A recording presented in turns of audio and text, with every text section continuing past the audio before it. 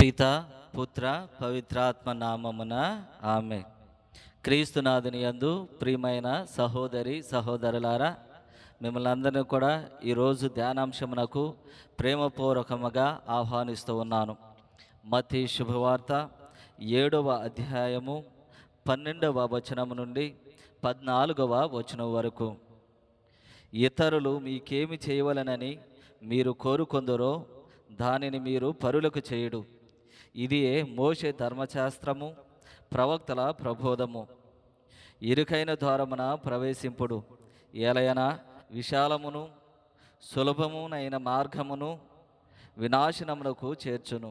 అనేకుల ఆ మార్గమున పయనింతురు. జీవమునకు పోవు ద్వారము ఇరుకైనది, మార్గము కష్టమైనది, కొలది మందియే ఈ మార్గమున కనుగొందురు. ఇది క్రీస్తుని సువిశేషము. క్రీస్తువా మీకు స్తుతి కలుగునగాక. క్రీస్తునాథుని యందు ప్రియమైన సహోదరి సహోదరులారా, ప్రతి రిలీజియన్లోనూ లేదా ప్రతి యొక్క మతములో కూడా ఒక గోల్డెన్ రూల్ అనేటువంటిది ఉంటూ ఉంది. హిందూ మతంలో చూసుకున్నట్లయితే గనక నీవు మంచిని చేసుకున్న విధముగా పొరుగువానికి చేయము అని తెలియపరుస్తూ ఉన్నారు. అదే బుద్ధిజములో చూసుకున్నట్లయితే ఒక వ్యక్తి ఇతరుల యొక్క సంతోషము కొరకు పనిచేసే విధముగా కోరిక కలిగి ఉండాలి అని తెలియపరుస్తూ ఉన్నారు.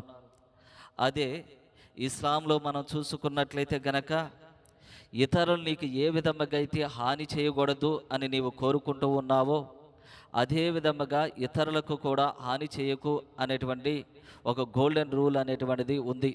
అదే మన క్రైస్తవ విశ్వాసములో కూడా, క్రైస్తవ తత్వములో కూడా మనకి దేవుడు ఇస్తున్నటువంటి ఆ గోల్డెన్ రూలు లేదంటే ఆ సత్యం అనేటువంటిది ఏంటిది అంటే, నీకు నీ పొరుగువారు ఏదైతే చేయాలని నీవు అనుకుంటున్నావో దానిని నీ పొరుగువారికి చేయము అని తెలియపరుస్తూ ఉన్నారు.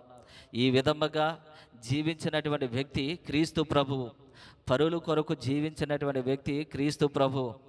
ప్రతి క్రైస్తవుడు కూడా క్రైస్తవ జీవిత విధానాన్ని అనుసరిస్తున్నటువంటి ప్రతి వ్యక్తి కూడా క్రీస్తు ప్రభువుని ఆదర్శముగా తీసుకోవాలని తెలియపరుస్తూ ఉన్నారు. క్రీస్తు ప్రభువు ఏ విధముగా అయితే ఓర్పును కలిగి ఉన్నాడో ప్రతి క్రైస్తవుడు కూడా ఆయన ఆదర్శంగా తీసుకుని ఓర్పును కలిగి ఉండాలని తెలియపరుస్తూ ఉన్నారు. క్రీస్తు ప్రభు ఏ విధముగా అయితే క్షమాపణ కలిగి ఉన్నాడో అదేవిధంగా ప్రతి వ్యక్తి కూడా క్షమాపణ కలిగి ఉండాలని తెలియపరుస్తూ ఉన్నారు. ఈ విధముగా ప్రతి విషయంలో కూడా క్రీస్తు ప్రభును ఆదర్శంగా తీసుకోవాలి. అంతేకాకుండా కొరింథీయులకు రాయబడినటువంటి మొదటి లేఖ 12వ అధ్యాయము 26వ వచనములో ఒక మాట తెలియపరుస్తూ ఉన్నారు. శరీరములో ఒక అవయవము బాధపడినచో మిగిలిన అవయవములన్నీ కూడా బాధపడుతూ ఉంటాయి. అదే విధముగా ఒక అవయవము గౌరవం పొందినచో ప్రతి అవయవం కూడా గౌరవం పొందుతూ ఉంటుంది అని తెలియపరుస్తున్నారు. అనగా పొరుగువాడు సంతోషముగా ఉంటే నీవు సంతోషముగా ఉంటావని తెలియపరుస్తూ ఉన్నారు. ఉదాహరణకు ఈ కోవిడ్ వచ్చినప్పుడు గనక మనం చూసినట్లయితే గనక నాతో పాటు నా పొరుగువాడు కూడా బాగుండాలి అని మనం కోరుకున్నాం. పొరుగువాడు బాగుంటే నేను బాగుంటాను అన్నటువంటి ఆలోచనలకు మనం వెళ్ళాము. కాబట్టి ఇదే మనకు ఒక ఉదాహరణ. ఏంటిది అంటే మన పొరుగువాడు సంతోషంగా ఉంటే మనము కూడా సంతోషంగా ఉండగలము. మన పొరుగువాడు కనుక ఇబ్బందిలో ఉంటే ఆ ఇబ్బంది మనకు కూడా వస్తూ ఉంటుంది అని తెలియపరుస్తున్నారు. కాబట్టి మనము మన వలె మన పొరుగువాడిని కూడా ప్రేమించడానికి ప్రయత్నం చేద్దాం. పిత పుత్ర పవిత్రాత్మ నామమున ఆమేన్. ఈ యొక్క యూట్యూబ్ ఛానల్ ద్వారా దేవుని యొక్క వాక్కును ఆలకిస్తున్నటువంటి ప్రతి ఒక్కరిని వారి కుటుంబాలను దేవుడు మెండుగా దిండుగా దీవించును గాక. ఆమేన్.